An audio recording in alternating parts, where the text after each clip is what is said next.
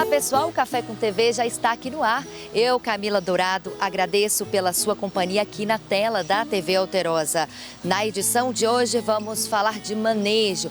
Café de qualidade exige planejamento e cuidado.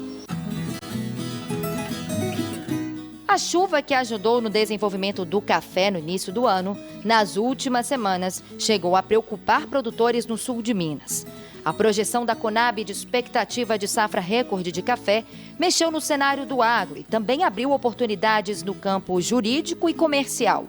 Além disso, produtores de café precisam redobrar a atenção no momento do plantio das mudas. Queima das folhas e morte de mudas de café foram registradas. Você vai entender o motivo. Também vamos analisar a produção de café canéfora, que está crescendo em estados que antes produziam pouco ou quase nada desse tipo de grão. Café com TV, a notícia na dose certa.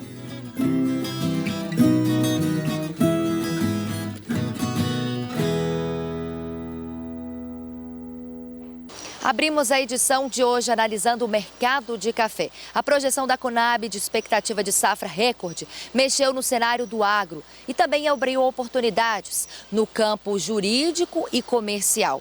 Entenda isso na reportagem. Mais de 66 milhões de sacas de café o Brasil pode produzir nessa safra. Se confirmada, será a maior da história. O resultado é atribuído à bienalidade positiva e à maior produtividade nas lavouras. Além do impacto na produção, o cenário também abre oportunidades no campo jurídico e comercial.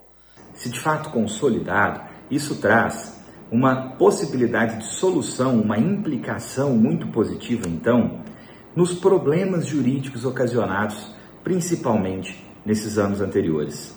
Nós estamos falando aí para as cooperativas, para as trading companies, para as empresas fornecedoras de insumos, para as instituições financeiras, da oportunidade de resolver uma série de problemas que vieram caminhando nos seus jurídicos nesses anos anteriores. Para isso, tem uma técnica que precisa ser empregada e uma série de situações que precisam ser analisadas. Ele orienta que este pode ser o momento ideal para renegociar débitos com cooperativas, empresas compradoras e instituições financeiras. Este momento do ano, o início do ano, é um momento que a safra de café não está comprometida ainda na sua integralidade. Então, é o momento melhor para negociação. É o momento em que eu vou celebrar hoje, vou firmar hoje uma negociação que vai ser cumprida lá na época de colheita, lá na época dos pagamentos derivados da safra. Então agora é a hora de identificar as posições que geraram perda nessas inadimplências, estão conversando lá com a mesa de hedge para identificar quanto que eu preciso suprir no meu caixa e qual o melhor formato de negociação para eu garantir que lá na frente eu vou ter de fato esse crédito pago. Tá? E aí tem vários formatos, né? Nós temos desde o simples acordo celebrado numa ação judicial até a elaboração de documentos que de fato forneçam maiores garantias, como é o caso da cédula de produto rural, que pode prever lá alienação fiduciária, penhor, hipoteca, enfim. Esse é o momento, segundo o advogado, para boas propostas e negócios. Uma atuação técnica e preventiva pode evitar conflitos e fortalecer as relações comerciais. Esse é o momento do produtor identificar qual é o número da sua safra que vai poder ser dedicado à solução desses problemas no passado. Existem laudos que podem ter vindo desses anos anteriores, desses anos de maior problema, especialmente 22, 23, 21 para alguns. Como também existe a possibilidade de identificar isso agora, esse ano mesmo, e abordar essas empresas, abordar esses credores que eventualmente existam com boas propostas a fim de negociar dentro da capacidade de pagamento o formato de solução desses problemas. E aí a grande dica é atenção no formato que essa negociação vai ser realizada. Existem vários tipos de contrato, existem vários tipos de títulos que podem ser montados nesse momento, e aí dentro desses títulos precisa haver uma condição jurídica adequada ao que de fato está sendo feito. Nesse ritmo, vamos atualizar as informações completas do mercado de café, na palavra do especialista. Olá, produtor e produtora de café do Brasil. O preço do café atinge a menor cotação em 15 meses, ou seja, desde novembro de 2024. O preço de um café tipo 6, bebida dura 86 defeitos, está sendo negociado a R$ 1.820 a saca, enquanto que o preço vencimento maio em Bolsa de Nova York é cotado a 285 centavos de dólar por libra-peso.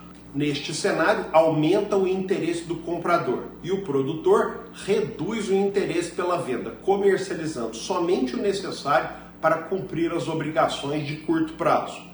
A menor venda do produtor afetou as exportações do país. De acordo com o CPEA, que é o Conselho dos Exportadores de Café do Brasil, o Brasil exportou 2,8 milhões de sacas em janeiro, ou seja, 31% menor do que o mesmo período do ano anterior. O produtor vive um certo dilema. A chuva está ajudando na granação do fruto e, de modo geral, está animado com a safra que se aproxima.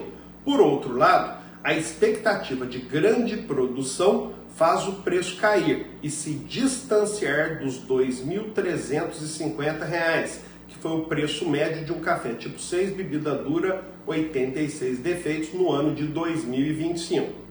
O fato é que o mundo ideal, grande safra acompanhada de alto preço, é quase uma utopia e fica claro a percepção negativa, a frustração do produtor diante da queda abrupta dos preços que aconteceu agora no mês de fevereiro. Enfim, é isso. Mais uma vez, obrigado. Semana que vem tem mais.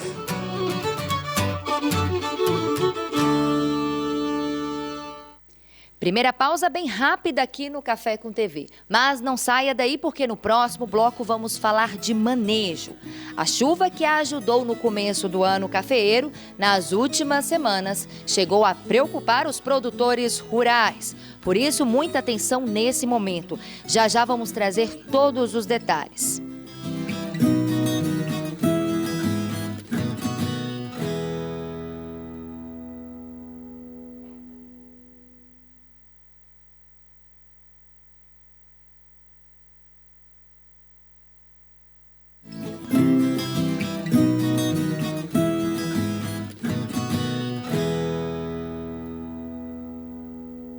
Já estamos de volta aqui no programa. A chuva que ajudou no desenvolvimento do café no início do ano agora preocupa produtores do sul de Minas.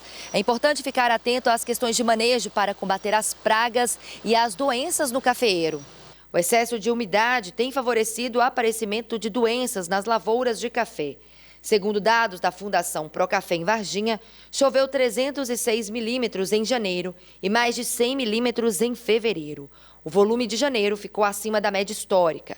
De acordo com o engenheiro agrônomo Guilherme Marques, do sistema FAENG-SENAR, o problema não é só a quantidade de chuva, mas a distribuição. Nós estamos aqui rodando a lavoura do produtor, conversando com ele em relação aos manejos e vendo que o produtor tem encontrado alguma dificuldade nesses últimos dias. Devido à grande quantidade de chuvas, o produtor não está conseguindo fazer os manejos dentro do cronograma estabelecido, principalmente as pulverizações.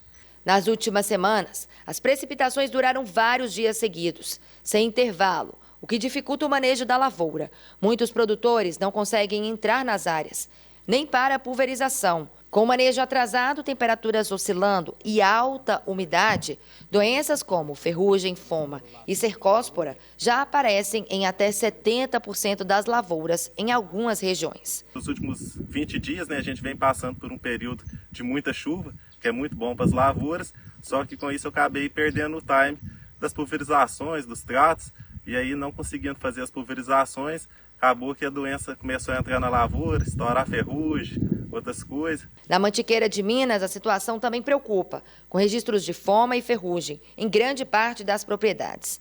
Os especialistas alertam que o momento é de monitoramento constante e a adoção rápida de medidas para evitar perdas. O produtor ele precisa ter essa janela de pulverização, que nesses próximos dias a gente vai ter um intervalo aí que o produtor consiga fazer essa pulverização. Então é muito importante que o produtor tenha esse ponto de atenção nesses próximos dias agora, para fazer essa pulverização o mais rápido possível. Apesar da preocupação, ainda é cedo para medir o impacto na produção. A produção de café canéfora está crescendo em estados que antes produziam pouco ou quase nada desse tipo de grão. Acompanhe. café canéfora inclui variedades como Conilon e Robusta. O Espírito Santo segue como principal produtor do país, mas outros estados estão ganhando espaço. Segundo dados da Conab, desde 2020 a produção de Minas Gerais e do Mato Grosso aumentou de forma significativa. O Mato Grosso, conhecido pelas grandes lavouras de soja e milho, tem buscado referência em Rondônia, produtor do chamado Robusta amazônico. Outros estados como Ceará, Acre e Pará também apresentam crescimento. A produção conjunta desses estados deve chegar a quase 119 mil sacas, quase o triplo do registrado em 2020. O crescimento é impulsionado pelos preços e pelo interesse do mercado.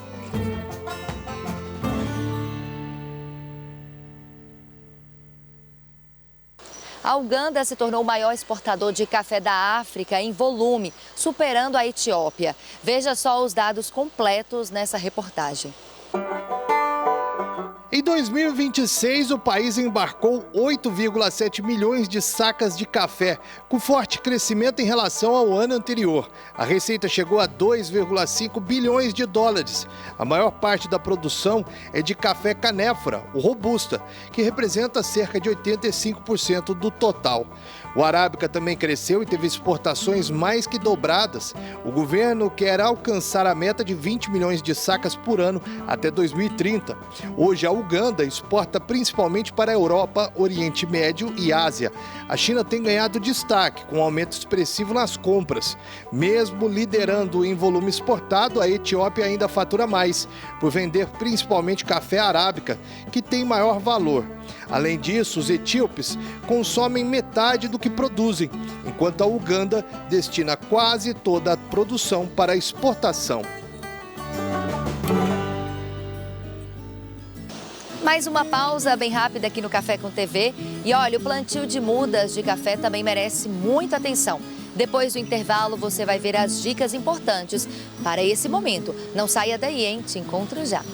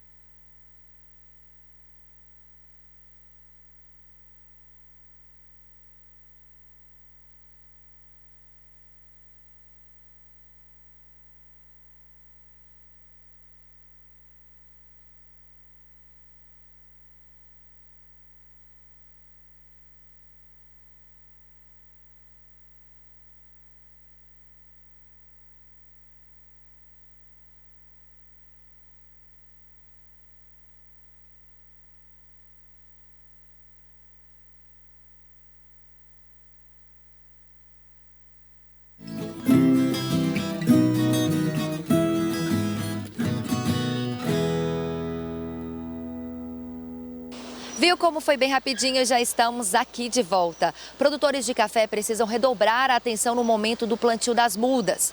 Em áreas de campo, técnicos observaram queimas nas folhas e morte de mudas de café após o uso de um produto. Você vai ver todos os detalhes nessa reportagem. No preparo do solo é comum aplicar calcário e adubo fosfatado para fornecer cálcio, magnésio e fósforo, nutrientes importantes para o desenvolvimento inicial das plantas. Entre os adubos mais usados estão o superfosfato simples e o termofosfatos, que normalmente não causam danos à muda quando utilizados corretamente. Mas existe agora no mercado um que chama superfosfato formulado.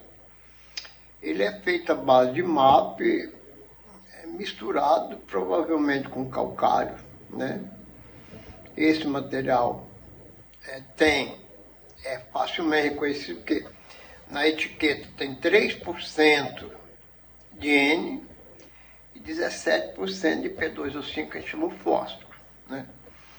Então, esse 3% de N vem exatamente do MAP, o monoamônio fosfato, que tem 10%, quando ele dilui, ele vem para 3%, quando ele é misturado com inerte, no caso, né? Então, o que acontece? A gente chama esse superfosfato formulado. Aí tem acontecido o seguinte, a pessoa não sabe, mistura ali na terra, fica muito próximo e planta muda. Então, tem ocorrido no campo morte de mudas, porque o MAP tem efeito salino 70. Então, ele queima a raiz, desidrata as raízes e aí mata a muda. As plantas atingidas apresentam folhas amarronzadas, queimadas nas bordas e acabam morrendo por desidratação dos tecidos. Em um teste realizado no local, as covas foram lavadas com grande volume de água para retirar o excesso de sais. As novas mudas plantadas, após esse procedimento, se desenvolveram normalmente. Aí a gente fez um teste, pegando esses locais que a muda morreu e colocamos bastante água, uns 30 litros de água por cova, devagarinho, para lavar esse sal. E plantamos novamente a muda. Aí a muda sobreviveu. Então confirmou que foi o efeito salino. Então, em função disso, a gente recomenda que quando usa esse superfosfato formulado à base de MAP, tem que tomar cuidado, ou esperar uma chuva, ou misturar bem na cova, no suco, esperar um período para depois plantar, porque senão ocorre essa morte das mudas. A orientação técnica é que, ao utilizar o superfosfato formulado, o produtor verifique a composição do produto, faça boa mistura com a terra e aguarde chuvas ou irrigação antes do plantio dessas mudas.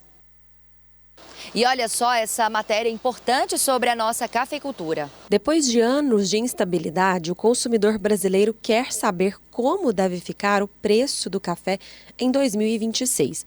Após um biênio marcado por variações climáticas severas, produção insuficiente e estoques baixos, os novos indicadores apontaram para um cenário mais equilibrado no mercado. Segundo a Associação Brasileira da Indústria de Café, a ABIC, a expectativa é de uma safra considerada boa e de clima mais estável ao longo do próximo ano. De acordo com a ABIC, essa combinação pode favorecer as negociações ao longo da cadeia e ajudar a evitar oscilações bruscas no valor final do café nas gôndolas. A entidade destacou que a tendência para 2026 é de manutenção do patamar de preços, trazendo mais previsibilidade para o consumidor no dia a dia.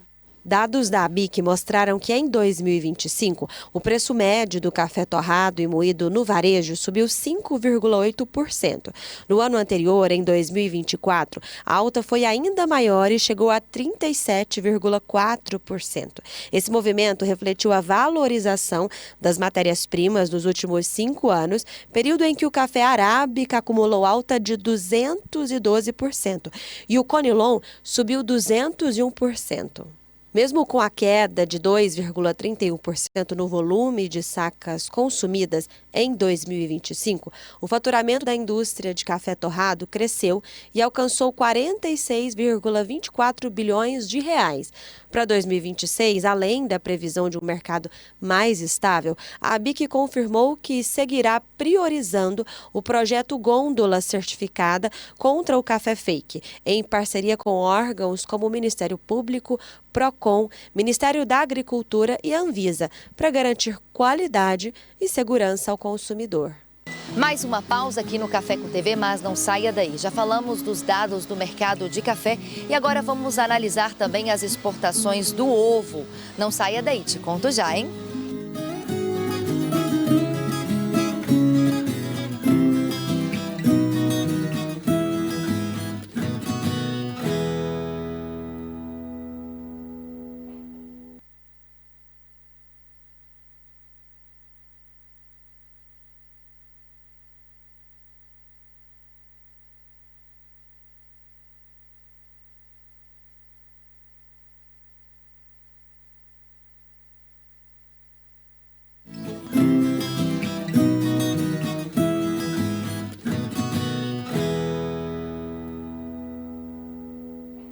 E o Café com TV com as principais notícias do agronegócio já está aqui de volta.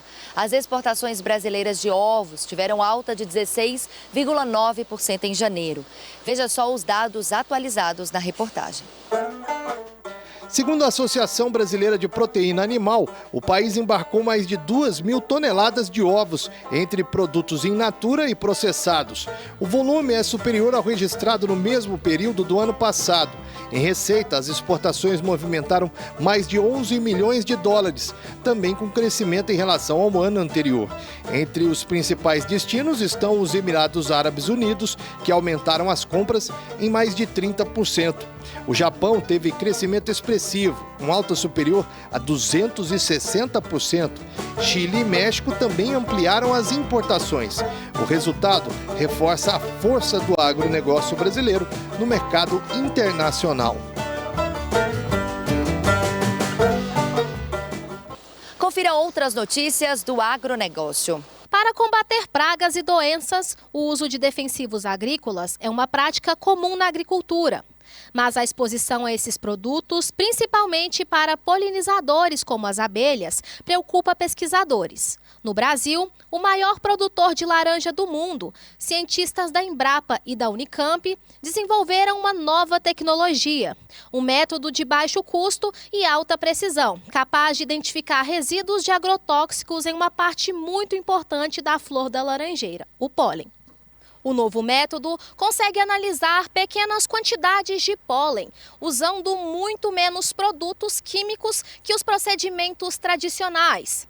Isso significa que os laboratórios podem fazer testes mais rápidos, com menor custo e menor impacto ambiental, ao mesmo tempo em que mantém a confiabilidade dos resultados. Nesse projeto, nós desenvolvemos um método para determinar resíduos de agrotóxicos em amostras de pólen, porque o pólen ele é também utilizado para consumo humano e também os polinizadores, como abelhas, também visitam as flores e se o pólen estiver contaminado com resíduos de agrotóxicos pode causar efeitos adversos à saúde dessas abelhas. De acordo com os pesquisadores responsáveis pelos estudos conduzidos na Embrapa, a análise do pólen é importante tanto para entender os impactos desses pesticidas sobre as abelhas, quanto para avaliar os possíveis riscos à saúde humana, uma vez que esse produto também é consumido como suplemento alimentar. Os resíduos de agrotóxicos eles podem causar efeitos adversos à saúde humana, né? Uma vez que o pólen também pode ser consumido como alimento. Aos polinizadores, né, causando efeitos até mortalidade das abelhas, elas podem perder também o senso de direção. Então, o objetivo desse estudo é verificar se o modo de aplicação que está sendo realizado no campo deixa ou não resíduos nessa matriz. O método mais utilizado mundialmente para preparo de amostra é denominado Catchers. Esse método é o método padrão, né, como eu disse, usa 10 gramas de amostra. Como o pólen, a quantidade produzida na planta é muito pequena, então a gente teve que adaptar o método existente para essa pequena quantidade de amostra. Então a gente diminuiu de 10 gramas para 100 miligramas de amostra, o que também é uma vantagem, porque utiliza muito menos material, né, reagentes e solventes que são importados e de altíssima pureza e tem um custo bastante elevado. E a vantagem é que a gente manteve uma detectabilidade altíssima, adequada para esse tipo de estudo e ao mesmo tempo produz uma quantidade muito pequena de resíduos. Então, para o laboratório, isso é muito interessante porque está em consonância com a química verde, que são métodos mais sustentáveis. Então, o descarte também desses reagentes é também bastante interessante, que a gente diminui o máximo possível. E agora vamos falar de cuidado e saúde. Produtor rural, veja só a mensagem que o SPA Saúde preparou para você. É sobre saúde, é sobre vida. A família do produtor rural. SPA Saúde, o plano de saúde ideal. Doenças e emergências na saúde nunca avisam a hora de chegar. O SPA Saúde oferece consultas, exames e internações. Você não fica refém de imprevisto. Você se protege e cuida de quem ama. SPA Saúde é o plano de saúde do produtor rural. O SPA Saúde é para o produtor rural e para quem caminha com ele todos os dias. Sua família é para quem vive do campo e cuida do futuro. Procure já sua cooperativa, associação ou sindicato e garanta agora o SPA Saúde para toda a família.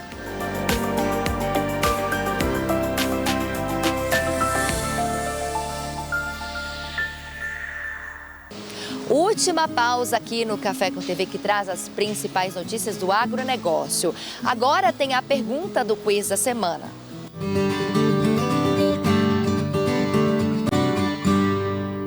Olá, quiz do café. A pergunta é: quais os 3 países que mais importam café do Brasil? A opção A, Estados Unidos, Alemanha e Itália. B, Estados Unidos, Alemanha e Bélgica. C, Estados Unidos, Alemanha e Japão. E D, Estados Unidos, Alemanha e França. A resposta vem logo depois dos comerciais.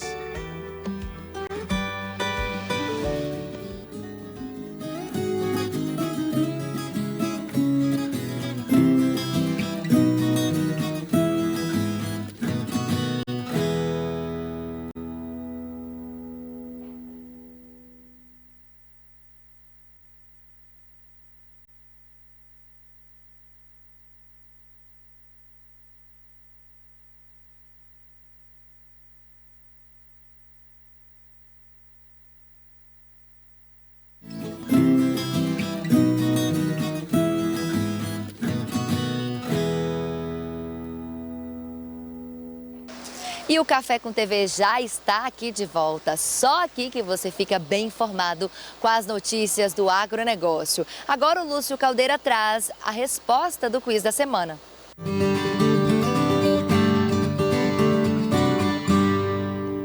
Olá, voltamos com o quiz. A responder a pergunta: quais são os 3 maiores importadores de café do Brasil? Na sequência. E a resposta é Estados Unidos, Alemanha e Itália. Enfim, é isso. Voltamos com o quiz na semana que vem.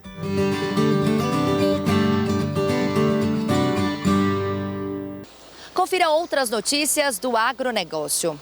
Uma parceria entre a Fundação de Amparo à Pesquisa do Estado de São Paulo, FAPESP, a Escola Superior de Agricultura Luiz de Queiroz, ESDALC, da Universidade de São Paulo, USP, e o Fundo de Defesa da Citricultura, o Fundicitrus, oficializou a criação do Centro de Pesquisa Aplicada em Inovação e Sustentabilidade da Citricultura, CPA Citrus. A iniciativa vai ajudar a buscar soluções para o greening, responsável por uma perda na última safra de 102 milhões de caixas de laranja no cinturão citrícola de São Paulo e Minas Gerais.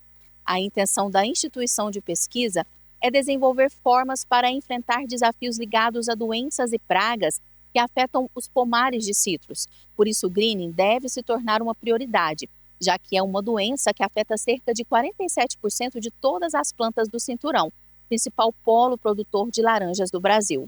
O acordo para a criação foi assinado em Piracicaba, São Paulo, e a iniciativa prevê um aporte de 90 milhões nos próximos 5 anos. Os recursos virão tanto do Fundicitrus como da FAPESP.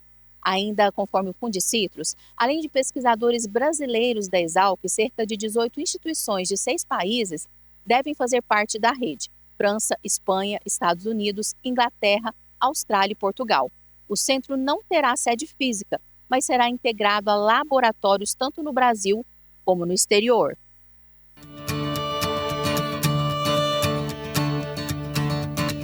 Agora você vai ver a história de uma fazenda centenária em Batatais, no interior de São Paulo, que mistura o trabalho com as lavouras e os encantos do turismo rural. O casarão restaurado guarda anos de história. A propriedade também se destaca na produção de café. Veja só todos os detalhes. A propriedade de 50 alqueires fica em Batatais, bem na divisa com o município de Brodowski. A fazenda centenária no interior paulista atualmente une a produção das lavouras com os encantos do turismo rural. Quando os atuais proprietários compraram a fazenda, o que existia aqui era a produção de milho e eles resolveram diversificar. Plantaram cana-de-açúcar, soja e depois optaram por voltar a produzir o que foi a principal atividade no início desta fazenda centenária, a produção de café. Hoje, são 250 mil pés de café que produzem por ano mais de 80 toneladas do grão. Quando a gente comprou, a intenção era plantar, plantou cana. Mas com a mecanização, disseram que a máquina da colhedeira de cana não ia colher em certas áreas.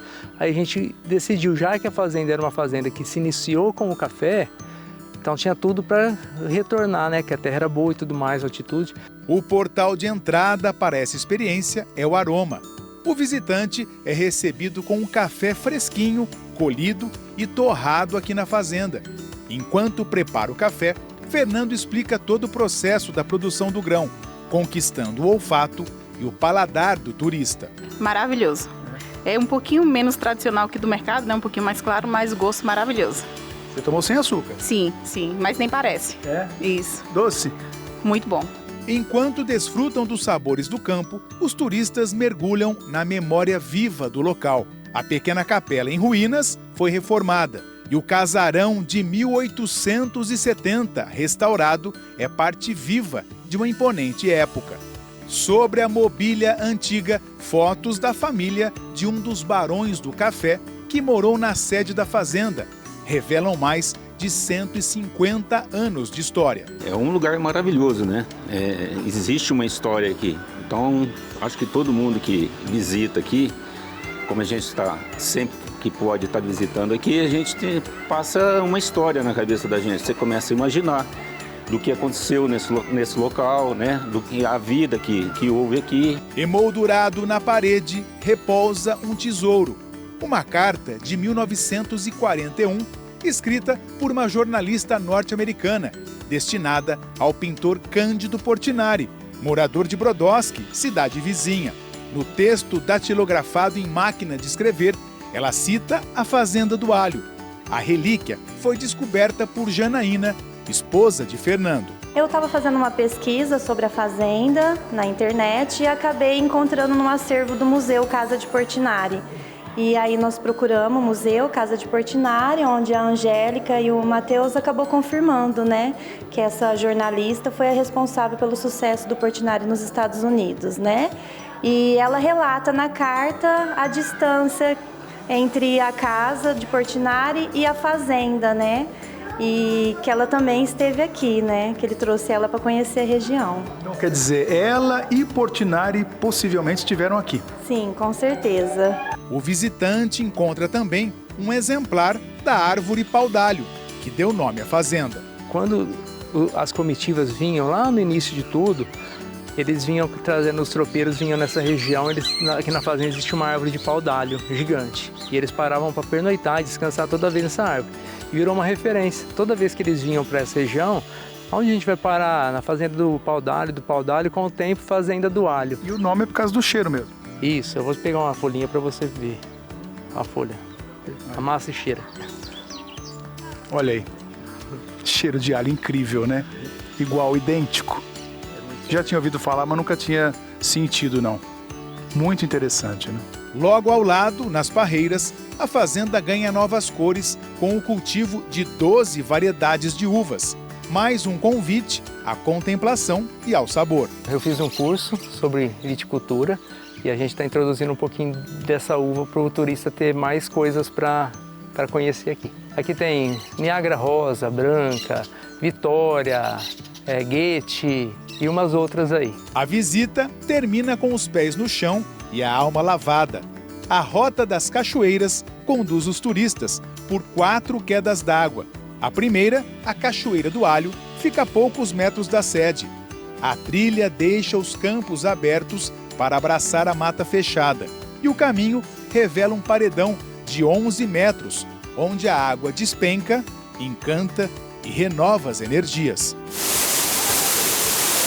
gosto, é muito bom estar aqui na natureza, perto de cachoeira, muito relaxante ficar sem o celular por um tempo, muito legal. Eu me reconecto aqui de um jeito que é maravilhoso, então é uma energia assim que renova, é surreal. E o Café com TV fica por aqui, você já sabe, você pode conferir tudo o que rolou por aqui no site da TV Alterosa e também nas nossas redes sociais, @TV Alterosa Sul de Minas e @Café com TV. Eu volto na semana que vem com mais um programa repleto de notícias do agronegócio. Um beijo e boa semana.